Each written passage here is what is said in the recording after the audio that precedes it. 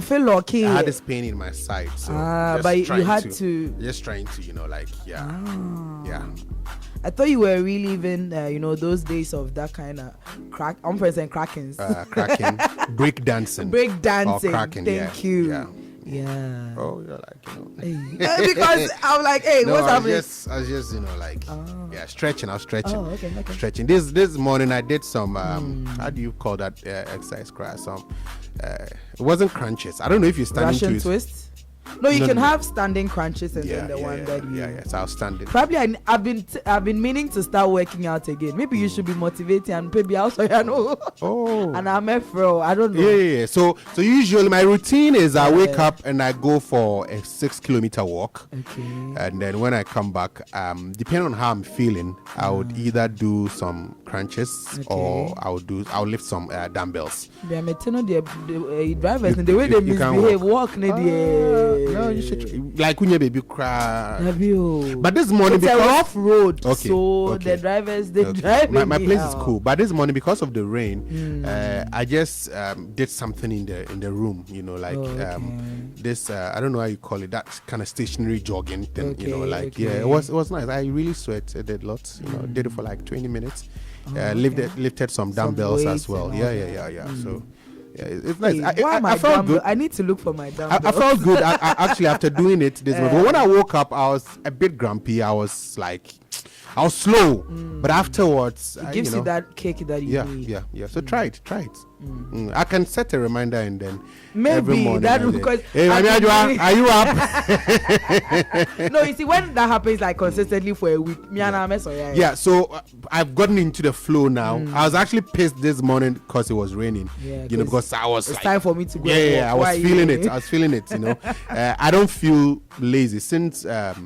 Monday I've been doing it, but the difficult thing about working out is when you take a long break, getting back to it, that's the issue. So last week I started but it was like on and off, but this week I feel the energy. So I want to continue, so try it. Congratulations. You need it and so that's what I was doing. I was just trying to stretch. I thought you were breakdancing, but talk to me, wasn't a trend. So, we mentioned that Parliament has approved the introduction of the Energy Sector Levy Amendment Bill 2025. So basically, it's introducing a 1 cedi tariff on each litre of fuel. So this was passed yesterday on the floor of Parliament, even though during the proceedings, the minority MPs staged a walkout. However, the majority MPs still passed the bill in their absence. As it said, the minority, they will have their say, but we will have our way. So the minority, they had their say, but the majority had their way. So basically, this levy is aimed at helping the energy sector.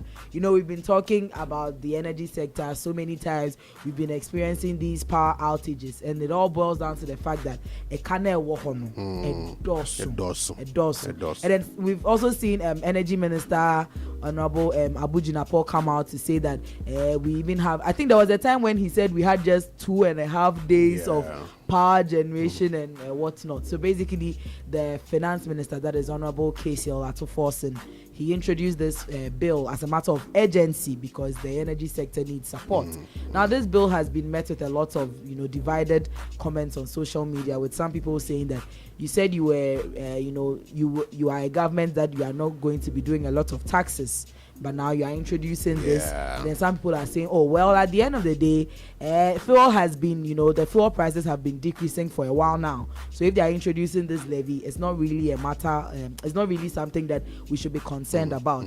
But I think one thing that we are all missing in the conversation is the fact that the finance minister did mention that even though they are introducing this levy, because of the cedi appreciation against the dollar, is not really going to affect the fuel prices at the pump. Possible. That is what he said. He said the prices at the pump are going to remain the same because the cedi has appreciated, so it will cushion, or it will, it will absorb this increase. I need a bit of education on this levy, right? Because the narrative that is being bundled around doesn't really make sense. But this is my challenge with Ghanaian politicians, right? Ghanaian politicians, they behave like artisans.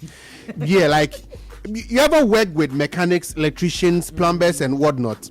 Work with one today. Bring another person to work with. Now when I say go, let him fix it. Go bring another person. He comes the same. Now when I hear you understand? So one year like a check a crown out the same person back. I bet you be so. And he had forgotten that he worked on it. So that's how Ghanaian politicians behave. Sometimes the safest way is to just stick with one for life, right? Because everyone that comes says that these people and they sing the same story. But my challenge with this levy, if it goes through, like I was saying earlier on, is that and I've read some comments from the energy minister that this is not going to go to legacy debts. That's what I read. But like I was saying, my challenge is that we have this persistent problem in the energy sector where we are always told that either we are not paying enough or the money that we're paying has been misused and blah blah blah blah blah blah, and then some levy is put on citizens. When it's time for accountability, then another government comes and then brings another levy. You understand? That for me is a challenge. Like I stated earlier on, I don't think that Ghanaians will be worse off in terms of the exchange rate, the fuel prices going down. We're not going to be worse off than 4 years ago. I don't think so. Right? But it still on principle doesn't make sense. You know that these levies get introduced all the time, because then it sort of encourages the misuse. Because at the end of the day, or even when we misuse the money, what's going to happen? They'll introduce a levy to cushion or make way for the debt. Nothing is going to happen. So I think that we need to do more than what we are doing, and we need to hold people accountable. But like I said, I also need some education on it. I don't know how it's going to be charged. They say, is it 1 CD on a liter of fuel? Yeah, that's what the news. That looks like a lot. Liter. Yeah, because then if I fill my tank, I'm actually spending a lot on that. But beyond that comparison that they are making with e-levy, no. We need to address this levy on its own, because e-levy need the chronobopa. No. Like I have money. I've not used the money in any productive activity. I'm giving you the money. So because I'm giving Maame Adwoa money, I have to take some of it. And the thing that makes it even crazy is the fact that, like for example, my salary is taxed. I get my salary. It's in my Momo. I'm going to buy something. I'm taxed on it. On the money that has already been taxed. Actually, if you send the money to someone to buy something for you, yes, you are taxed. You pay e-levy because you couldn't reach a product, so you had to give the money to somebody. They are taxing you for not going to buy it yourself, and then the person will buy it, and the person will also be taxed. Why? It's crazy. So e-levy, they shouldn't do that comparison, right? They shouldn't. But let's address this levy on its own. Probably they need to come out and explain it, because it's like Obia Canadian. So the 1 CD per liter, is it per liter at the pump or is per liter before it gets to the they need to explain it. Now the better politics, and then that's where it ends. Once politics come in, because say it won't affect the prices at the pump. Let us explain it and let us understand how that is going to happen. Who is actually paying for it? You understand? Because if, for instance, drivers go to the pump and then now fuel is a bit more expensive, they will pass on that cost to the passengers. So we need education on it. For me, I don't have all the full facts, and so I don't want to join the political bandwagon and then get onto it. But it's still on principle. Doesn't make sense that we always paying these levies and we don't see the outcome from it. Moving on, so Energy Minister Dr. Matthew Opoku Prempeh, popularly known as Napo, he has also revealed that he's also one of the people under investigation with the NIB. He's actually been at their offices for questioning and all that pertaining to issues surrounding when he was education minister. some years ago. He also mentioned the fact that 8 years there's such Niamani be but then thankfully that is why we keep records for some of the issues. And then he also had some advice to give to people in public office. But then let's take a listen to what exactly Napo had to say. So maybe see Jerry, what happened there? What frame? So maybe work on time. No maybe me change you.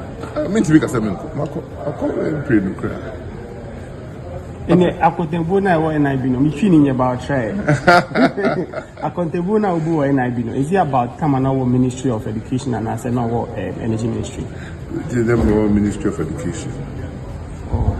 That's a matter. Maybe because we come refi see more training. And now be that kind.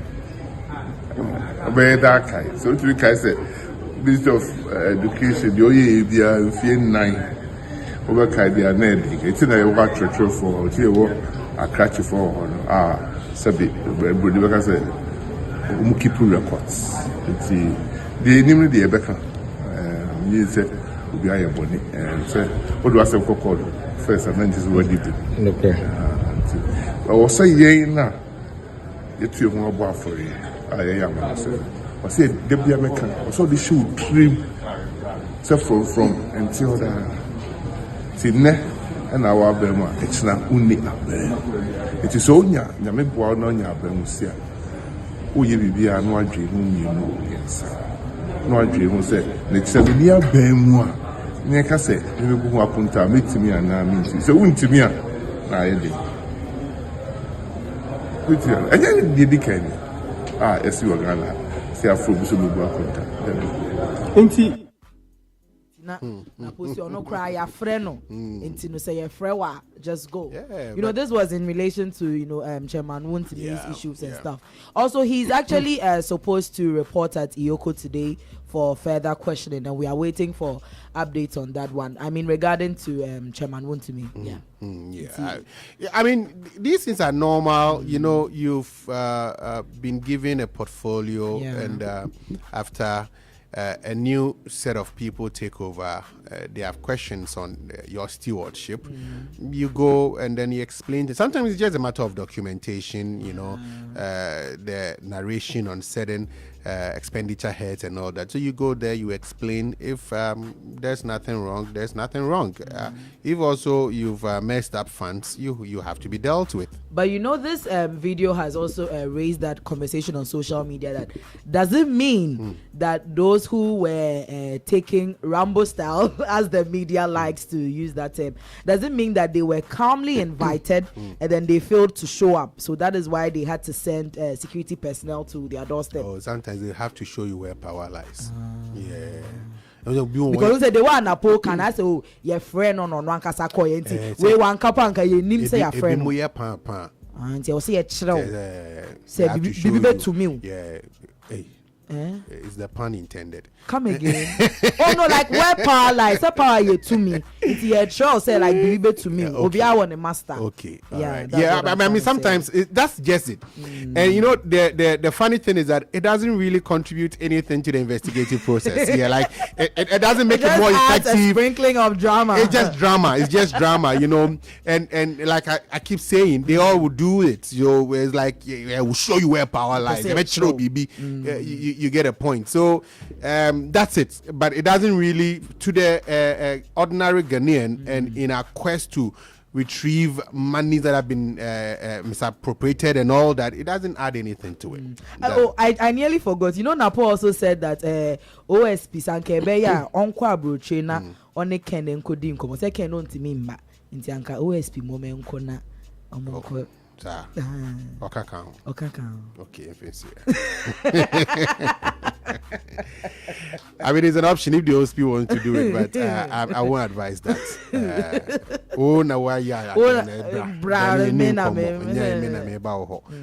You are not doing me any favor.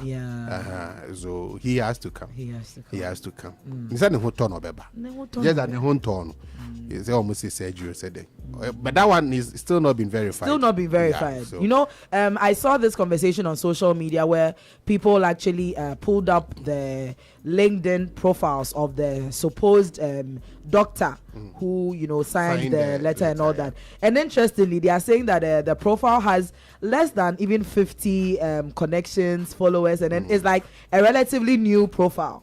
As a nipa no because but that doesn't matter. Doesn't really. I understand. I mean, there are some who have also said that considering his specialty at the hospital, he's not the one supposed to sign. They said he's a general. When you check the Mayo Clinic site, he's a general doctor. I mean, there's a whole lot of but it doesn't matter. It doesn't matter.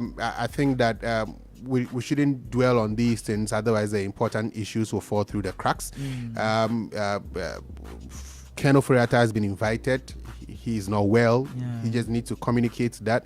He needs to send proof, some documentation to show that he's undergoing treatment and all that. And I believe that a new date can be agreed on, you know. But this situation where it's like, the next month, maybe next month you do another stories. And yeah, you know. So it doesn't matter if you say it's a year. You're a very patient person, huh? Oh, yeah. What was between Oh, so you are coming to, you know, check up on you. Yeah, come and check up on you, ensure that you are well and all that. Oh,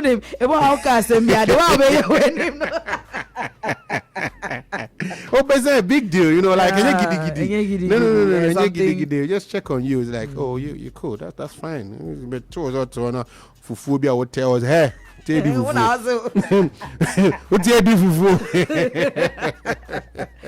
then, you know,